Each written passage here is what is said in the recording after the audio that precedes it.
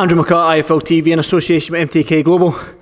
I'm here with the victorious and the new WBC Youth Welterweight World Champion, Sahir Iqbal. Sahir, how happy are you with your performance there? Ecstatic. I think it was probably not my best. I'd give myself a B, but I got the job done. I dug deep. He was a tough lad, and I got the win. That's all that matters. That is all that matters. I mean, you've got a lovely belt there. Let me just pan down and show everybody that belt. I mean, the WBC don't make horrible belts, so I asked you at the sort of virtual press conference that we had the other day there, what does that belt mean to you right now? It's everything. All them late nights, early mornings, 8-9 weeks. It's worth it now. I'll do it again and again just to get this belt. Well, there could be opportunities to win the big one. You never know. Yeah, definitely. And that's the whole point. You know, one day I'm going to be looking back at this belt and thinking this is just a small belt, you know what I mean? But right now it's the biggest belt in the world. It's my first belt. And for it to be WBC, one of the biggest organisations, one of the oldest, it's perfect. Let's talk about your performance then. It was a tough 8 rounds. Before I pushed record there, you said you were expecting a tough fight, just not that tough. How good was Meredith Thomas? Oh, he's very tough. He'll come again as well. I think a bit of it was my fault. I underestimated a little bit. I trained hard for every fight, and obviously after this fight, every fight's going to be hard. But he came to fight. He was tough.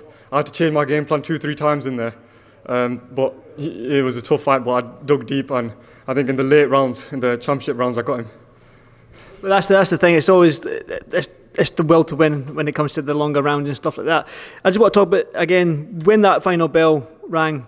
How confident were you that you had the win there? Because it seemed like both of you, when I was watching both of you before the announcement was made, you sort of both of you were thinking. In my eyes, I was like, I don't think any of them know who won there. Did you think like that? Yeah, but obviously you don't know what the judges are thinking. But I definitely thought it was closer than the last judge had it.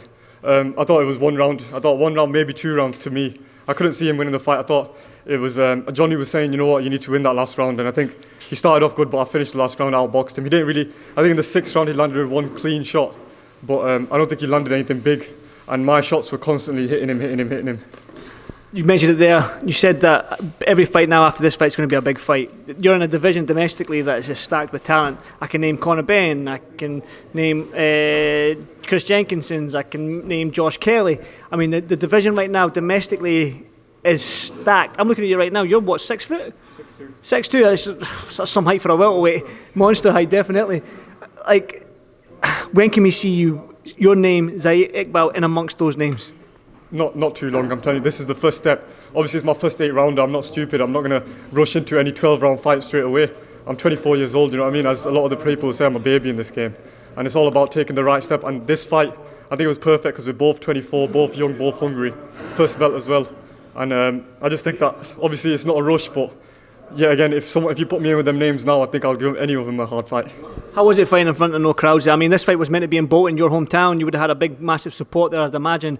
So from that to like having this, I mean, it was a great production, the lights and everything like that, but it was eerily quiet. I've been told every single fight that's came out the ring that those lights, it's really hot in there. The lights were underneath them lights. It was really, really hot. I mean, how did you find it? Oh, it was boiling in there, I'm telling you.